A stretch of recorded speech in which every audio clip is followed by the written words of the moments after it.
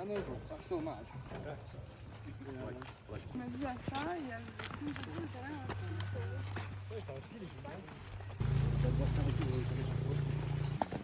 นี้ก็มาส่งแขก2คนคือเก่าอีกละหลังจากบุญปีใหม่ลาวโอ้บ่ได้มาปักกันดนมื้อนี้ก็ถือว่ามีโอกาสดีแล้วก็มีแขกมาเที่ยวเดี๋ยวนี้หันกำลังเดินทางเข้าป่ากำลังจะไปขี่สลิงก็พุ่นละ 2-3 มื้อพุ่นละจึงจะกลับมาขี่สลิงนอนพักเฮือนต้นไม้มื้อนี้ก็ที่เก่าที่เดิมสหายเก่าสหายเดิมแล้วสันอายคือเก่าตอนนี้กำลังเดินทางไปอยู่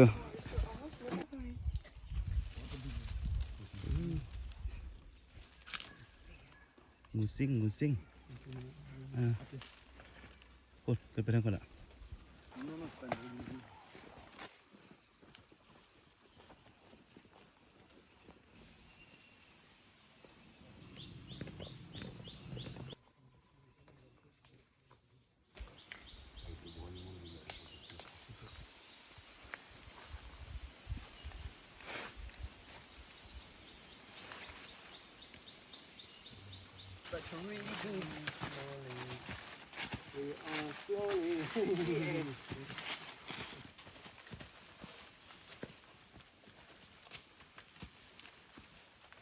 ตอนนี้ถือว่าเขามาฮอดในป่าในดงละอากาศก็เริ่มเย็นลงละเพราะว่าย่างอยู่กองห่มใหม่นี่โอ้ยชิวๆเลยโคตรเย็นตอนนี้กำลังย่างขึ้นไปหาแคมป์จำนวนนึงก็ขึ้นไปก่อนละไวสุดมันแต่วัยรุ่นมาลองนี่วัยรุ่นเรือน้อยก็มีออนซอนบรรยากาศกลางป่ากลางดงเนี่ยโอ้ยบ่ธรรมดาได้สนายเมื่อยบ่โอ้ธรรมดาบ่ได้ย่างโดนแล้วเนาะหลังปีใหม่เนาะเล่นบุญปีใหม่โดนพุธเดี๋ยวนี้ก็ย่างเมื่อยหน่อยนึงมาส่งเบียร์ส่งเหล้ามาย่างเอาเบียร์ออกจากห่างไกลตอนนี้ก็กำลังเดินทางขึ้นไปหาแคมป์โอเคเดี๋ยวเจอกันอยู่ในแคมป์เด้อ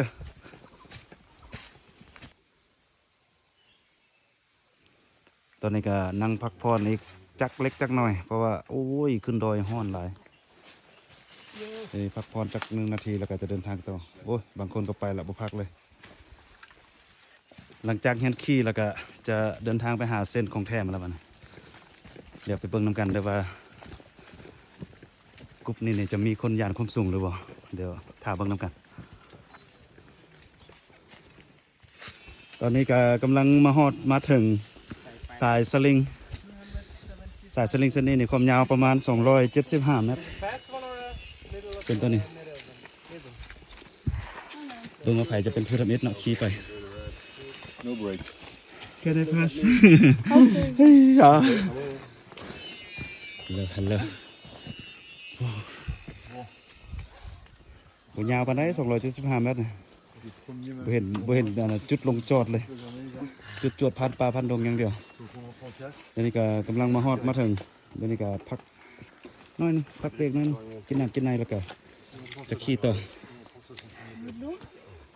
เฮ้ยมื้อนี้เฮาจุดจวดคือเก่าเนาะหลังปีใหม่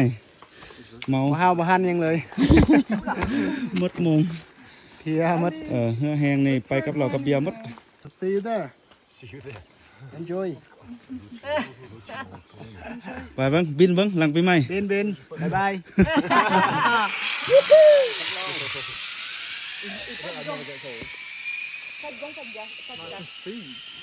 รู้สึกตื่นเต้นน้อยนึงบ่ได้ขี่โดนละ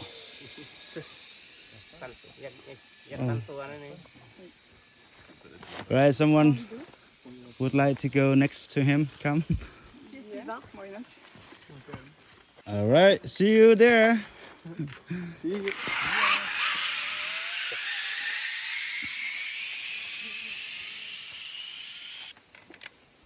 Okay, so have fun. Thank you. See you.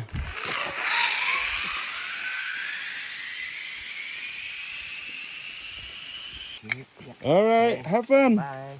Thanks.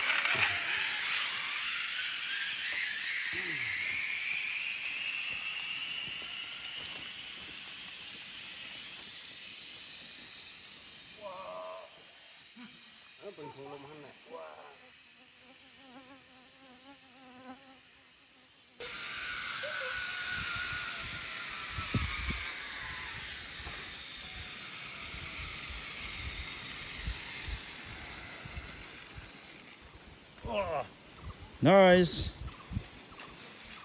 Good job, good job. Ooh, my ball. Oh, you save it.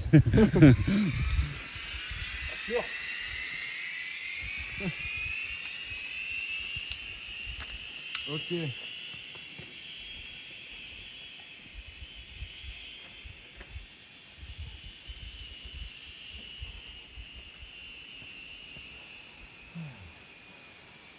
I go up. Yep, go up to see them up there. Thanks.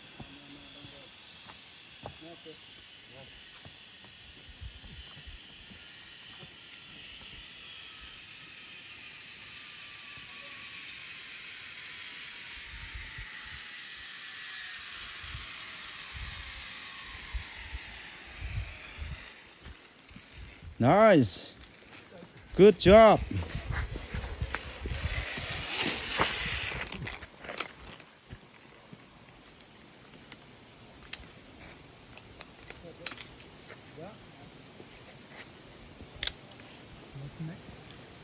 You walk up to see them over there. ยังมีอีกคนหนึงกำลังจะไปบ่เห็นลงปะเนี่ยไปละ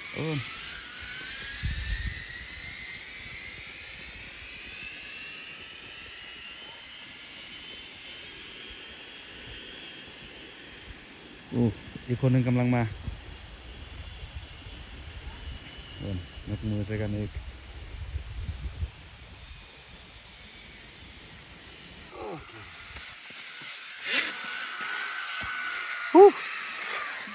How was it? Excellent. It's so beautiful. Okay, nice. Really nice to hear that. And also the weather is so nice Yeah, today. it's perfect. Not too hot. Just sometimes look like a cloudy, but now it's sunny. Yeah. Okay, so another loop. Yeah. Another loop. That's Yeah, you have sure. time. Yeah.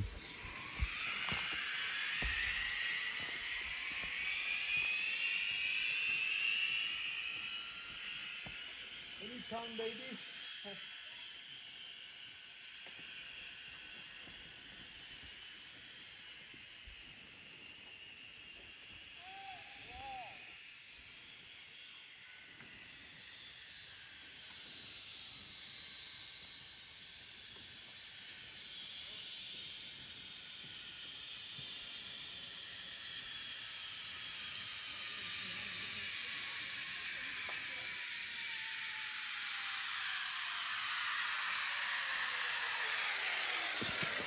Cool.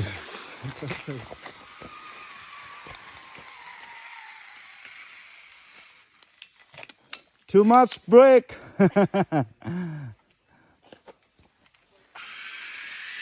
โอ้ตันบินเลยคุณ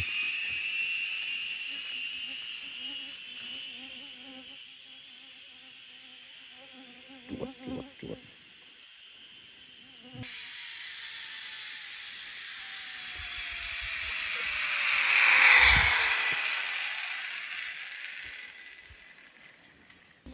ตัวนี้เขาจะข้ามหุบเขาตัวนี้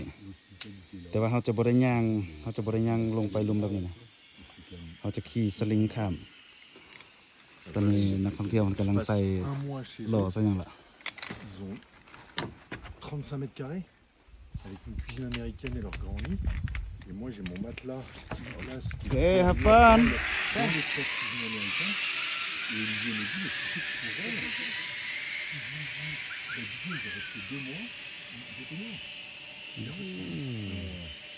a un côté...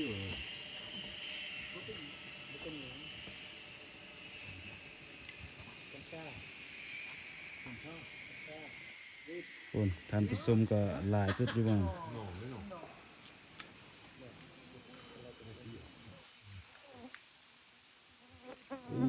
เรียบร้อย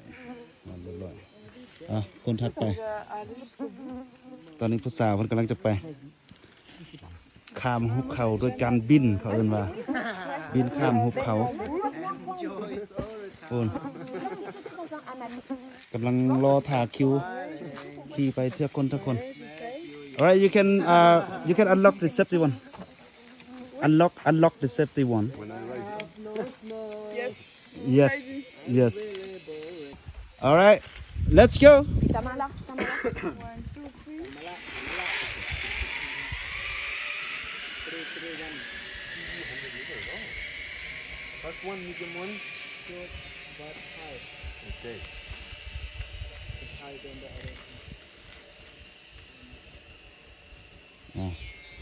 รถมาเท่าไป ตอนนี้กำลังรอถ่าสัญญาณอยู่ โอเค there is signal have fun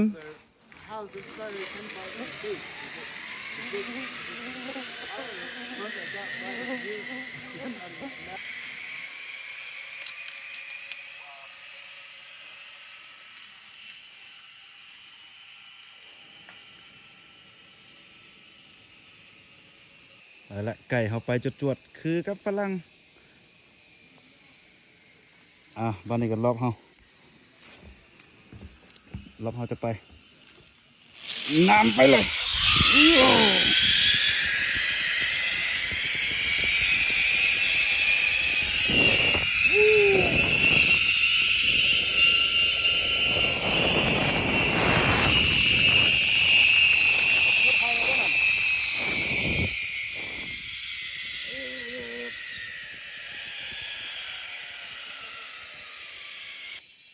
ตอนนี้เรากำลังจะเข้าไปตูบฮันนีมูนงานต้นไม้สำหรับ2คนสำหรับคู่ผัวเมียหรือว่าคู่ฮันนีมูนเนาะตอนนี้เรากำลังจะเข้าไปอันนี้จะเป็นแคมป์ไก่นอนสำหรับไก่นอนอย่างเดียวตัวนี้แต่งานต้นไม้เนี่ยจะอยู่ทางพุ่นเดี๋ยวเราจะขี่เข้าไปบนไป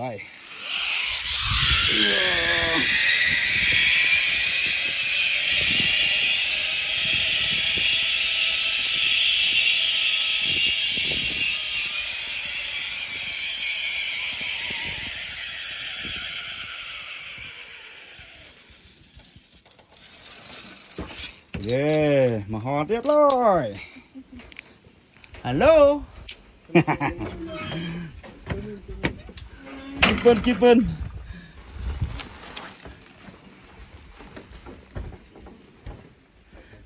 This is the tree house or the human nest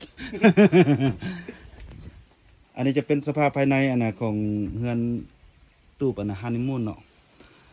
จะมีเตียงคู่แบบนี้แหละก็บ่ใหญ่ปานใดมันน้อยอยู่แต่ว่าก็ใหญ่สำหรับ2คนนั่นแหละเบิ่งวิวไหมอันนี้อยู่ข้างต้นไม้เนี่ยโอ้ยโคตรคักเลยเย็นสบายอันนี้เป็นคู่ฮันนีมูนสำหรับมื้อนี้ฮัลโหล